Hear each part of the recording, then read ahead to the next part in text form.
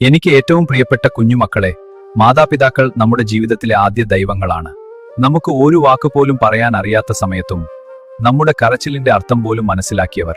ഇന്ന് ലോകം മാറുന്നു. പണം, തിരക്ക് ഇവയം കൂടുമ്പോൾ പലരും സ്വന്തം മാതാപിതാക്കളെ മറക്കുന്നു. ചിലർ മാതാപിതാക്കളോട് ഉച്ചത്തിൽ സംസാരിക്കുന്നു, അവരൊരു ഭാരമായി കാണുന്നു. എന്താണ് നമുക്ക് സംഭവിച്ചത്? നമ്മളെ വളർത്തിയ കൈകളെയാണ് ഇന്ന് നാം തള്ളിപ്പറയുന്നത്. ഒരു അമ്മ നിനക്ക് വേണ്ടി അനേകം രാത്രികൾ ഉറങ്ങാതെ നിനക്ക് കൂട്ടിരുന്നു. ഒരു അച്ഛൻ നിന്റെ സ്വപ്നങ്ങൾക്കായി സ്വന്തം സ്വപ്നങ്ങൾ ഉപേക്ഷിച്ച് നിനക്ക് വേണ്ടി കഷ്ടപ്പെട്ടു.